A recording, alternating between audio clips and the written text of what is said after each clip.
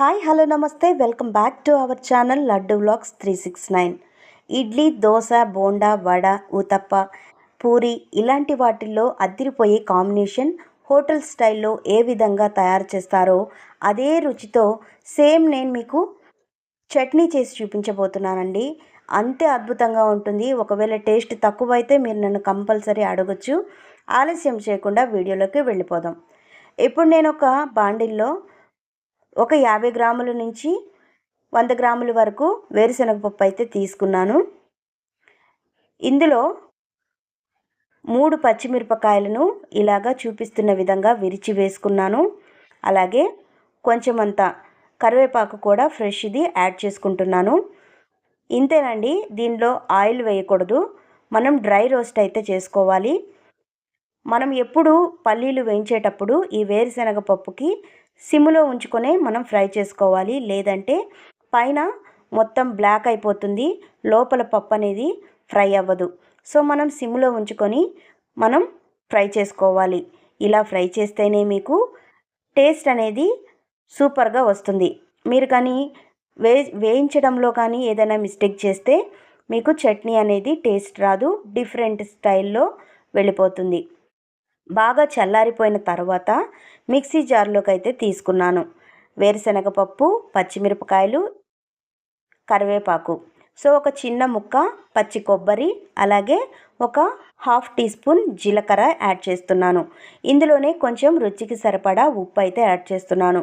ఇంతేనండి. ఇందులో మనం వెల్లుల్లి కానివ్వండి, చింతపండు కానివ్వండి వేసుకోనవసరం లేదు.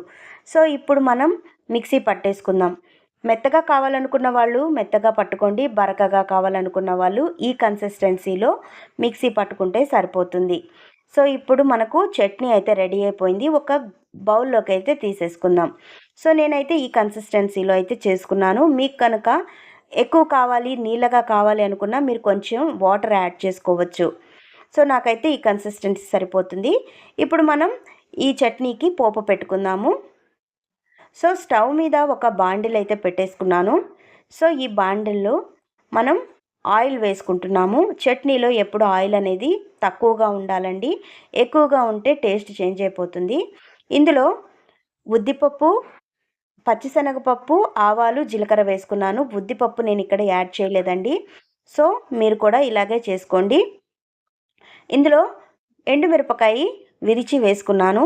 అలాగే కొంచెం అంత కరివేపాకు వేసుకొని బాగా ఫ్రై అయ్యే వరకు మనం కలుపుకోవాలి.